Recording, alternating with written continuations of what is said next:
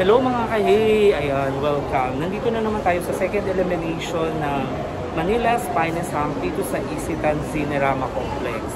So ngayon, bisitahin natin yung backstage. Alamin natin kung sino yung mga kasali ngayong second elimination round ng Manila's Finest. Kami na inaayos ako sila para pang singit sa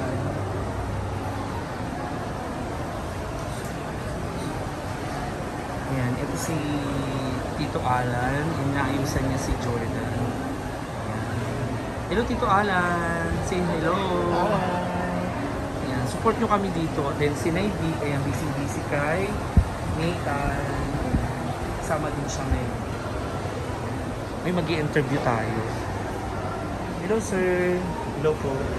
Good afternoon. Anong name mo sir? Alden Darwin. Ah, okay. Sinong handler mo? Sinay Jose po. Ah, si Nay Jose. So magkikita kami ngayon dito. Ah, okay. So, taga saan ka sir? Pasig City. Ah, Pasig City. So, ano yung expectation mo naman dito sa laban na to ngayong araw? Mahigpit yung laban mo yun. Ah, mahigpit ba? Bakit? Ba't mo nasabing mahigpit? Mga bigatin yung mga kalaban. Ah, mga bigatin ba? Bakit sino ba dyan mga bigating kalaban mo dyan? Sila Ray, sila Wensi. Ah, okay. So, itong katabi mo, ayan siya. Ah, okay. Sige sir, thank you. O, invite mo sila manood ngayon. Please do watch Manila Finest Hang later at 4 p.m. here at Isitan Recto.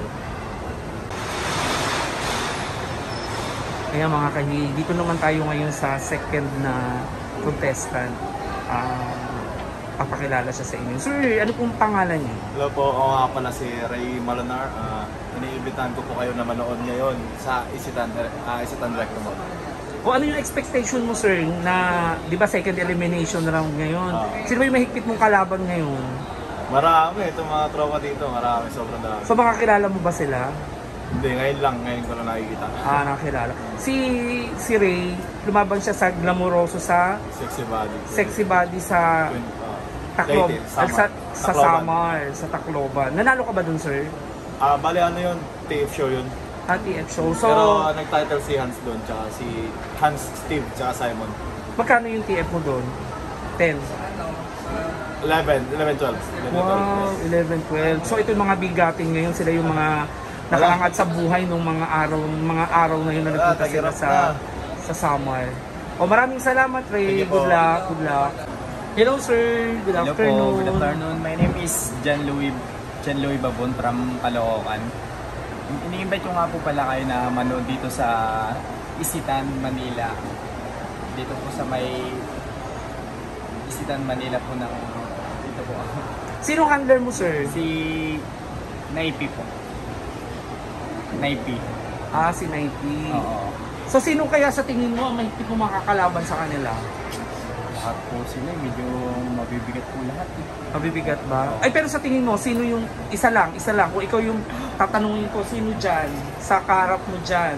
Sino yan? Ito ba? Itong busy na to na naka-black? O itong isang to? O itong isang to? O itong isang to? O isang to? O isang to? Ayan, o isang to. Yan, sinaybik yan yung mabait siya. Sir, sino? Halos di magkakalayo lahat eh. Pero lahat malakas eh. Ah, okay. Sir, invite mo sila. Ini-invite ko nga po pala kayo na manood dito sa Isitan, Manila. Okay. O paano yan? Ano bang gusto mo ma-achieve ngayon? Manalo, di ba? Talaga dapat manalo. Naman, syempre kahit sino naman. Para makakasama sa Grand Finals. Okay, good luck sir. Thank you very much. Thank you. Ayan mga kahiling. Dito tayo sa isang, sa Men in Black na to. Siya yung mga panahon na, nung panahon ng kabataan ko, yan yung mga nakikita ko yung narumarampa sa stage. So ngayon, ito na yung pagkakataon ko. Parang ilang taon na ngayon. So ngayon ko siya nakita personal, Naibi. Kilala mo ba siya? So ito interview pagkakataon ko na to habang wala yung manager nila. O sir, kamusta? Ayos lang. Sino yung manager mo sir? Ngayon si Denny. Dati? Si Bembe. Si ate, mabait yung si ate Bembe. Busy yung ngayon nasa Laguna. So ngayon pakilala si sir ngayon. So sir, ilang taong ka na ba dito sa pageantry, sa Bikini World? Nag-start ako since 2011. 2011. Oh my God. 2011, ilan ang taon na yun? 2011 to 23. Ilang taon na yon? 12 years. 12 years, so matagal na. So talagang... Hindi, actually nag-stop ako nung 2016. bakit, sir? Nag-work ako nung 2016. Saan ka nag-work, sir? Ngayon sa Bar Ortigas. Okay. Parang sina Justin Cruz, busy sila sa... Parang casino ba sila or sa mga property? Actually, hindi ko alam ano nila. Yun yung mga kwan nyo, di ba? Mga kasabayan nyo. Sige, sir, pakilala ka naman and then mag-invite Hi, ka. ako nga pala si Wency Estrella from Tondo, Manila. Actually, ini-invite ko kayo manood lagi na weekly elimination ng Manila's Finest House. Thank you. Isa pwede ba magtanong? Sige. Single ka pa rin bang ngayon? Siyempre, 2011 May ka live-in nags- partner. Okay. Kala ko kasi, hindi kasi. Hello mga kahi, ayan, dito naman tayo ngayon kay Jordan Martinez. Ayan, lalaban siya ngayon sa second elimination round ng Manila's Finest Hang. So, lalapitan natin siya. Ayan, ito siya. Mega busy. O sir, kumusta na? Okay naman po, kayo kamusta? Ayan. So, ano bang preparasyon mo ngayong araw na to? Actually, wala akong preparation eh. Kasi galing po akong work kahapon. Then, tinawagan po ako ng manager ko for this. Kaya, laban lang. Kahit ko yan. O, ano masasabi mo doon sa mga tropa boys? Mga tropa boys dyan. Ano na? Ba't wala kayo ngayon? Arat na, sama kayo dito. Doon. O, invite mo sila ngayon. To, Luawi. Tara. Tsaka si Miko. Spryle. Malabang ka dito, pre. Tangina. Tama ka dito. Yun lang. Thank you. Hello mga kahi. Ayan, nandito tayo. May isa naman tayong i-interviewin ngayon. So siya yung magpapakilala sa inyo para at least makilala nyo siya ng lubusan. Good afternoon, sir. Ako nga pala si Nathaniel Mucha, 20 years old. O, anong kwan mo? Anong preparation mo ngayon, Nathan? Sa ngayon, sabi ko wala eh. Biglaan lang din to eh. Kasi naghahanda ako kasi may pasok din ako. Nag-aaral ka pa ba? Nag-aaral. O, yan mga guys. Nag-aaral pa siya. Taking... Anong course? Criminology. Criminology siya. Parang pamangkin ko rin criminology din.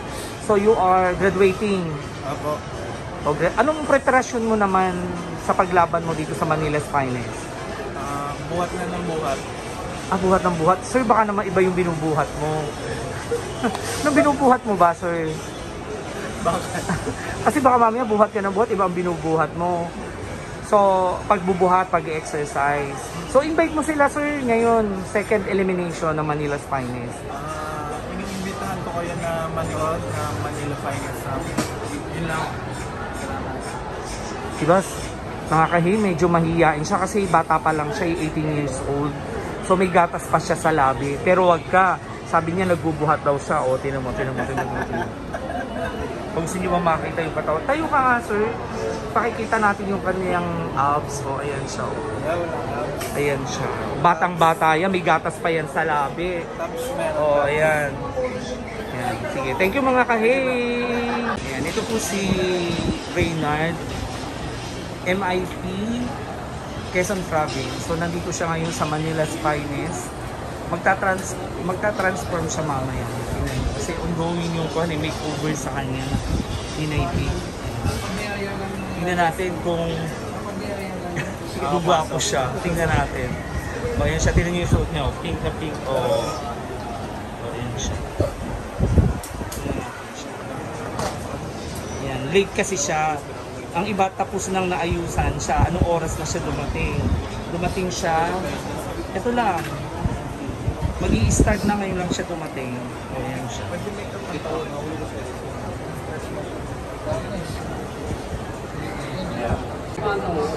Ayan, ito po mga kahi.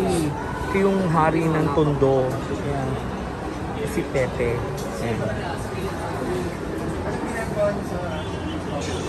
So, 8 po sila ngayon maglalaban. Nandito kami sa box. Busy-busy po.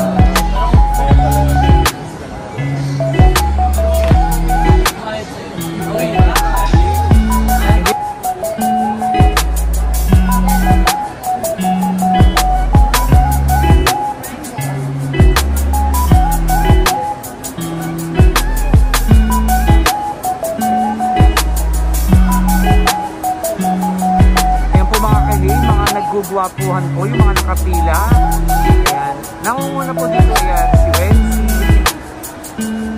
si Jordan, si Raymond, si Pepe yung nasa dulo, ayan sila. Ayan sila.